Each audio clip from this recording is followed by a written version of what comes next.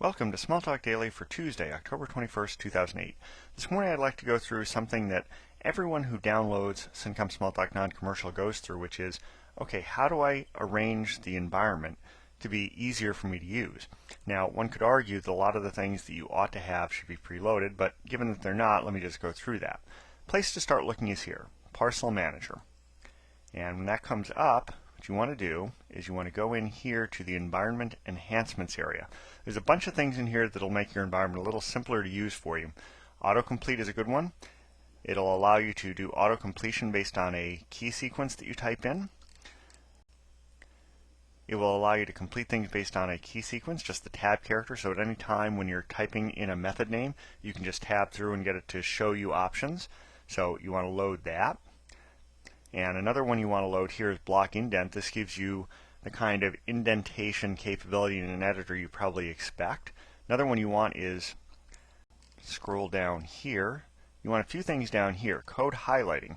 If you want to have different pieces of Smalltalk syntax highlighted differently, instance variables, methods, reserved words like self, super, all those things, you want those things to show up. So that's something nice.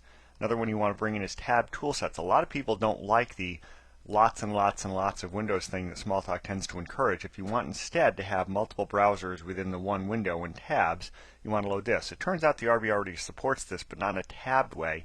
If you go to one of the buffer menus, it shows you a way to switch user interfaces within the browser. This just makes it a little more obvious. So those are a bunch of things you probably want to load, and there are a couple of others that you want here too. Less progress. Normally when you load things from store, dialog boxes pop up everywhere. This is annoying. Less progress gets rid of most of those. Now, the hard part about this is, one, remembering all of that, and two, having to do that by hand every time you start an image. So let's say you do a little project, you build this base image, you forget what steps you did, and now you're trying 6 months later to remember how to bring all those things in and where they all show up here in the Parcel Manager. Well, there's a simple way to do this. Let me kill the image. Well, let me show you this first. I've saved a file here called starting load. I'll put this up on my website, the blog, so that you can download this. And all this does is give you a little script showing you how to load all of these things in code. And what we'll do is quit this image, and I will show you how to start up an image with that loading. So let's go here. I will start visual.am. Now I just have a little shell script that sets up the VisualWorks environment for me. I'll show you that in a moment. And now I'm going to give it a command line argument, -fileinStarting load.st.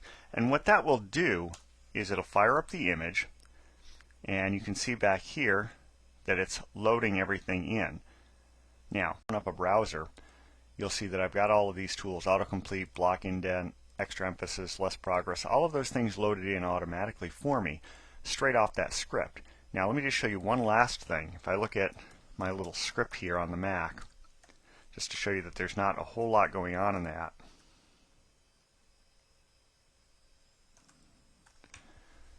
So here we have the file. All I really do is set the environment variable, export it, and then I have a symbolic link to the actual visual.app file, which is off somewhere else, and I just start up the image with the executable, the .app.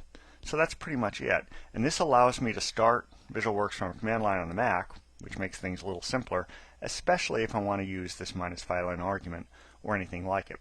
So that's pretty much it for today. A simple tutorial on how to get things loaded automatically into a starting image. You can build a little script file, and I will again put this up in the notes for this post, and you'll be able to download that straight to your system and customize it any way you want. So until next time, have fun with Smalltalk.